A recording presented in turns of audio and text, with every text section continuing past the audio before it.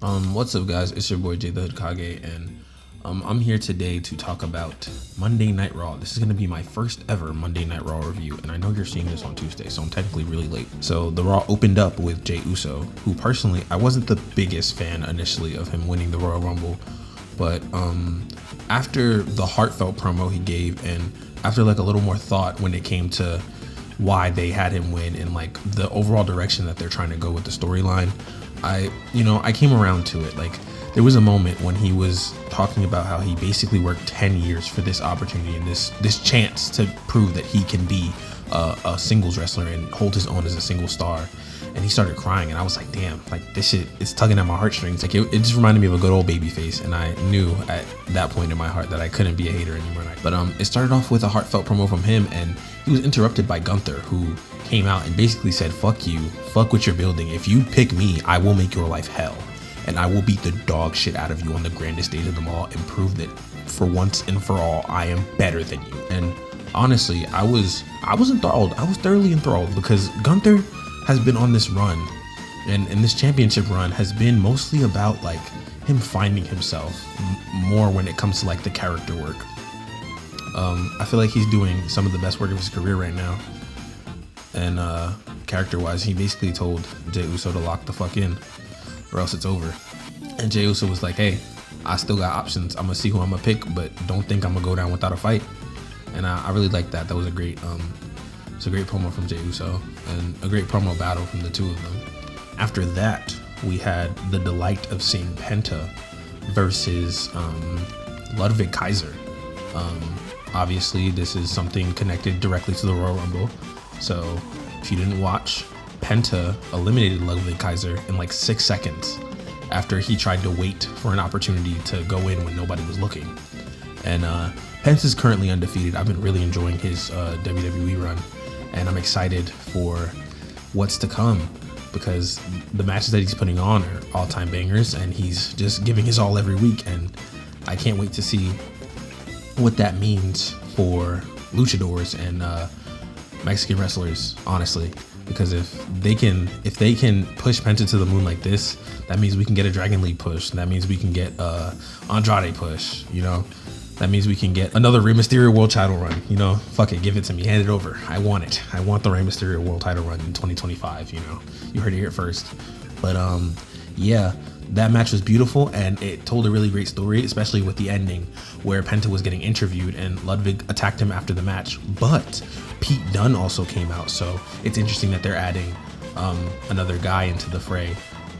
After that, I believe we cut to the backstage area, where Jackie Redmond was giving an interview to Sami Zayn, who she was asking him about the matchup that he had later tonight with CM Punk, and he wasn't necessarily the most focused because Jey Uso was in the corner, and he wanted to congratulate his brother. He wanted to congratulate his brother on him winning the Rumble, and honestly, it was a quite beautiful moment. I thought that he seemed a bit disingenuous, and it seemed like he was going to turn on Jey, or like they were trying to plant seeds for him to turn on Jey, like they've been doing with Theory and Waller for the past year and a half. But it turned out that he was just like, oh yeah, nah, you're my brother, you're my nigga, like congratulations to you, dog, you dead, my homie forever. But yeah, after that, Karrion Kross popped out, and I'm not gonna lie to you, I wasn't the biggest fan of Karrion Kross and his style of work for the longest, because they kept just putting him on TV and giving him matches but not letting him really get into character work. And I think that's Karrion Kross's strong suit, even though he's a phenomenal wrestler. But I think his character work is the thing that makes people interested. So I've been really enjoying what he's been doing, where he kind of just makes everybody like low-key turn evil after a while. Like everything he touches crumbles, and I think that's a really good and interesting route to take, if I'm being honest. But after that, we got another promo, but this time it was from Charlotte Flair, and boy oh boy, the crowd did not like, and when I say they didn't like this one, they made sure to let her know that they did not like this promo. They booed the entire time, And even when she tried to get heartfelt like Jey Uso, they wouldn't let it slide. They just kept booing her, and you can see that it was getting to her. But even so, I kinda am of the opinion that her winning the Rumble was not the right decision, because I think the women's division just doesn't need her anymore. She's been gone for over a year, and I think at this point there are replacements. She's been replaced, and I don't think she has it like she used to. I think the crowd is very much of my same opinion, that she does not have it and that she does not need to be winning the Rumble. And when Rhea Ripley came out, I was like, oh man, they're really doing this again. They're really gonna tease this, because Charlotte versus Rhea 3, it could be good, but I don't think we need it. And I think what Rhea needs in this fresh title reign that she won on the first Raw on Netflix is new opponents. I think that's the biggest thing. I need Rhea to have new people to fight, so it's actually interesting and actually people want to tune into her reign. I was basically like, cut the cameras. You know, this is not it, guys. This is not it. And then Charlotte mentioned Julia, and I was like, I don't think you want to bark up that tree either, because I'm not gonna lie to you, I don't think Charlotte can wrestle Julia well. I don't think she'd have a good match with her. I think she'd get her ass handed to her. And yeah, I don't think that's something that the people want to see, honestly. And then I think the most likely match is Charlotte versus Tiffany Stratton, which is a Sabrina Carpenter lookalike contest, if I'm being honest. But I don't know. I don't think that match would be good either, because it's just not. It's not gonna move Tiffany Stratton. It's not gonna make her better. I feel like a Nia Jax match, like Tiffany getting a win over Nia clean at Mania, would be beautiful for her. That would like push her to the top, like the upper echelon of women. But a Charlotte Flair match in 2025 is not gonna do that. So I think overall that Charlotte Flair should just pack it up, man. I think it's just over for her, for real. The crowd not behind it, and I'm not behind it. After that, I believe we got a I'm checking. We got the New Day versus Rey Mysterio and Dragon Lee, and I do believe that was a good match. It was a good match. Def Rebel's new Day theme should be burned. Def Rebel should be burned at the stake. Sorry, hashtag controversial opinion. It's not controversial. Def Rebel's themes are horrible. He can't make different like themes for different people. He doesn't know how to make non-trap beats, and if you're gonna make only trap themes, you at least have to have different motifs for everyone, or actually put effort into the themes. I think that's the biggest issue with his style of making theme music. But the match was good. Logan Paul came out and interrupted the match and sat at ringside, and I think overall that Logan Paul being in the WWE has, like, you know, it's ran its course, man. I think that Logan Paul should not be wrestling for the Worldwide Wrestling Federation, or whatever you want to fucking call them, Worldwide Wrestling Entertainment. They shouldn't be working with him anymore, because he's just bad PR, and he's not getting like heel heat. He's getting like get the fuck off my screen heat, and he's interfering with a match with Rey Mysterio, because Rey Mysterio and him have a qualifying match for Elimination Chamber, and it's just boring, man. Because we basically know Rey wins. We know that Logan has a match with his brother, not a wrestling match, but a boxing match with his brother in March. So it's all but confirmed that he won't be around consistently enough to fight in the chamber. It's just making me upset, because why waste our time on this? Why waste our time giving this spot to somebody that is just walking bad PR? And yeah, I don't really like that. But the match itself was good, outside of Logan Paul's interference, and I'm excited to see what the New Day continue to cook up, because I'm all for this heel turn. It is great that they're getting a refreshing run after 10 years, and I hope when it's said and done that this run goes down as their better run in comparison to their initial face run that lasted 20,000 years. After that, they go backstage again. Something's brewing in the Judgment Day, guys. I don't know if you noticed over the past couple weeks, but Finn Balor is getting progressively more bitchy and angry about the current state of the Judgment Day, and I like that. I like what they're doing. I like the direction they're going in. I hate his new theme song, you know, but when am I gonna like a Def Rebel theme song? I've already spent too much time complaining about it. But I like the direction they're going in, And there's clearly tensions building within the Judgment Day. It's looking like they're priming Dom to be the next leader, or at least the next big guy to come out of the Judgment Day and have him be more than a mid-carder. But Finn Balor is not doing well. He's angry as hell and mad that JD's injured, and he's basically yelling at Liv and Dom. And it's clear that Liv has something going on in the background. She's planning something, and what it is, I can't tell you just yet, but her motives are definitely not pure when it comes to the Judgment Day. And Finn Balor's not having it. He's not really trusting it. After that segment, I'm merging two segments together because I didn't talk about that, because that happened in between the first Jey Uso promo and the Penta match. But after that, we go backstage to see Io and Rhea cross paths, and they're basically like looking at each other. It's like a stare down. It's like a classic stare down. And it's like, oh, Mania, I'll see you at Mania type shit.